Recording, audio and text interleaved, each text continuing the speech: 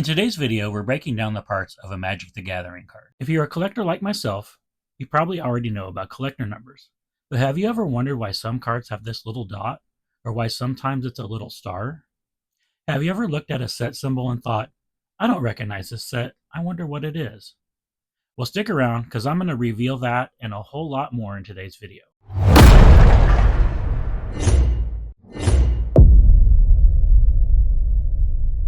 Before we get started, I just wanted to mention that everything I talk about today is going to refer to English non-secret layer cards, because those have a whole different set of rules themselves. The Magic the Gathering card. It's a pretty simple design full of artwork and text, sometimes. Just how much information is contained on one card though?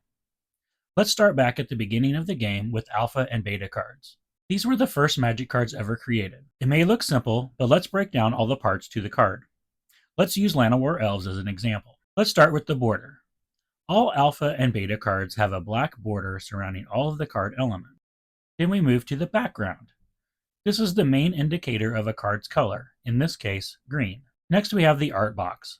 This is where some of the most iconic images from Magic's history are kept, right in the top center of the card itself.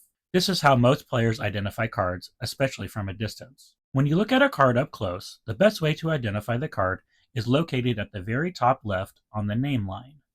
Although the art and various elements of a card may change through an alter or other means, the name line must remain for the card to be considered tournament legal. Fun fact, the font used on the early Magic cards is called Gaudi Medieval. If we continue reading to the right, across from the name of the card, we see the casting cost, or mana cost, of the card. In the case of Llanowar Elves, here the casting cost is 1 green mana. The casting cost of a card must also remain unaltered for a card to be considered tournament legal. Continuing down the card just below the art box is the type line. This is where the card's type is listed. In this case, we can tell that this card is an elf. The wording on early Magic cards was a little different than what we see today. If you don't know or have maybe forgotten, Magic the Gathering is a game where you play as a powerful planeswalker and are battling another powerful planeswalker. You are each able to summon creatures to fight for you, so the early creatures had summoned whatever creature type on this line. In this case, we are summoning an elf to fight for us, or to help us by providing mana to summon more powerful creatures. Just below the type line, taking up most of the bottom of the card, is a text box. This box contains all relevant rules information, such as abilities, whether they are static, triggered, or activated. In this case, we have an activated ability here of tap to add a green mana. Just below this rules text is the flavor text. This adds a fantasy element to the card and sometimes includes jokes or other humorous elements.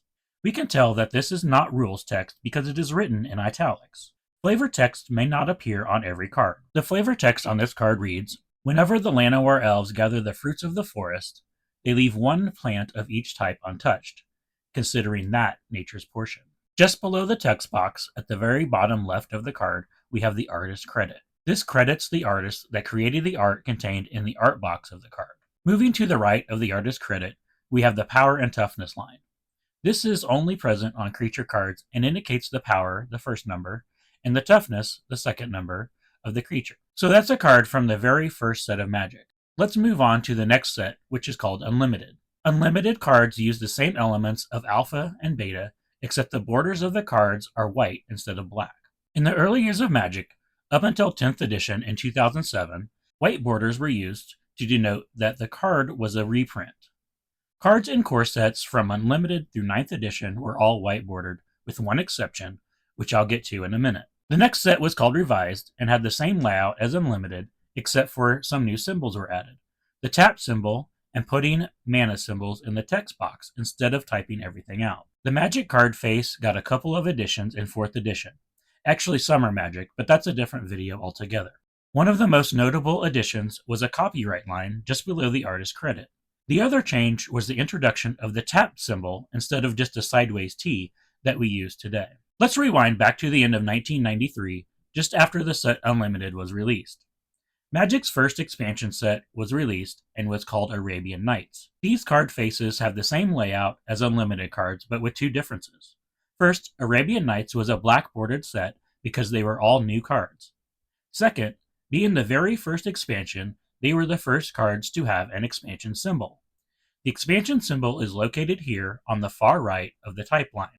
Up until the set Exodus, all expansion symbols were black, no matter what rarity the card was. 6th edition, which was released almost a year after Exodus, was the first core set to feature set symbols that had different colors corresponding to the rarity of the card. Besides the colors for common, uncommon, and rare, there have been 2 other colors of expansion symbols added over the years. The first occurred in the set Time Spiral. Time Spiral added a purple expansion symbol. This was known as the plane shifted symbol. The second edition occurred in the set Shards of Alara. A new orange color was added for the mythic rarity. Exodus was also the first set to add collector numbers to the cards. The collector number is on the bottom of the cards right next to the copyright on the copyright line. This shows the card number and the total number of cards in the set. Remember earlier when I said that all cards in core sets through 9th edition were all white bordered? Well, starting with 7th edition, there was an exception. You see, a year earlier, with the set Urza's Legacy, foil cards were introduced. 7th edition was the first core set that you could open a foil card in, and they were black bordered, despite the regular printings in the set being white bordered. The reasons that Wizard of the Coast decided to print the foils in black bordered remains a mystery. 8th edition brought about the biggest change in the card face up until this point. Name and mana cost, types and expansion symbol, as well as the power and toughness were given their own boxes to make everything easier to read. The text was also printed in a new and easier to read font called Matrix Bold. Card backgrounds were updated with a new pattern, as well as colored borders all around the boxes. A paintbrush icon was also put in front of the artist's credit. This card face is known as the modern frame, and is where the modern format gets its name because only cards from 8th edition forward are legal. With the exception of white bordered cards being discontinued altogether with the release of 10th edition, no major changes were made to the card face from 8th edition until M15, 10 years later. The M15 frame, as it has become known, introduced a few small changes to the modern card frame. A new proprietary font was created called Bellerin, yes, as in Jace Bellerin. It was a very subtle change from Matrix Bold. The new card face also introduced a wider black border along the bottom of the card, and this is where all of the new updates take place. Gone is the old artist credit, copyright, and collector number line. It is now replaced with this new format that has all kinds of information. The top left of the new black border is the collector number of the card. Again, the first number is the card number, and the second number is the number of cards in that set. From N15 through Phyrexia, all will be 1. The collector number was a 3-digit number with a slash and the total number of cards in that set. With the release of March of the Machine, collector numbers were changed to 4 digits, and the total cards in the set was removed. Right next to that, you will find the rarity of the card. This will either be C, U, R, M, or P. C is for common, U for uncommon, R for rare, M for mythic, and P stands for promotional. If the card is a promotional card, there will be more information on this line. The information on this line will be how the card was released or what event it was released at. Also, if the card is from what is called Universes Within, you will see the text equals SLD and the number. This means that the card is the exact same as one of the cards from a Universes Beyond Secret Layer drop, as SLD is the 3-letter code for Secret Layer drop. I'm only briefly touching on the Secret Layer cards because the information is relevant here. Something else that could be on this line next to the rarity is Story Spotlight. These are cards that Wizards of the Coast has deemed specifically relevant to the Magic the Gathering story for that particular set. The Story Spotlight cards also have a web address where you can go and read the Magic the Gathering story for that set. It's on the same line, but on the far right of the card. Back to the bottom left of the card, we have a 3-letter code. This is how you can tell what set the card is from. Every Magic the Gathering set has a 3-letter code. Outlaws of Thunder Junction is OTJ, which you can see on this card. Next to the 3-letter code is a 2-letter code for what language the card is in. Well, hold on. What about that innocuous little dot between the 2 codes? That's just there to space the codes apart, right? Well, kind of. On normal non-premium cards, this appears as a normal dot. But let's take a look at a foil version of the card. See how that dot becomes a star? That's right, you can tell a premium version of a card just by this little star. So we already covered the two-letter language code, but next to that is the new paintbrush icon and artist credit. If we continue right across the card, we'll see something new right in the middle. A hollow foil stamp was introduced to try and curb counterfeits. This stamp not only appears on rares and mythics in a set, but also on promo cards including non-rares and mythics, such as cards contained in promo packs, usually found at F&M. Finally, as we move to the bottom right of the card, we find the copyright line. You might be thinking to yourself, but Josh, I've seen this weird symbol on the bottom left of my card. What does that mean? Well, that's the Planeswalker symbol, and it indicates that a card was released as part of the list, where Wizards of the Coast randomly inserted cards from Magic's past, aka the list, into regular packs of Magic cards.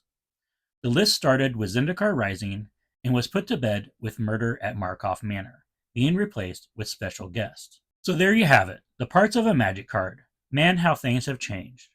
With all these special releases, secret layer drops, bonus sheets, borderless, and all other special printings, it's incredibly difficult to be a collector of Magic the Gathering these days. I should mention that in 2021, Wizards of the Coast started printing cards with the original frame and referred to it as a retro frame. You can tell these newer retro frame cards apart from older cards just by the date on the copyright line. So what's your favorite card frame?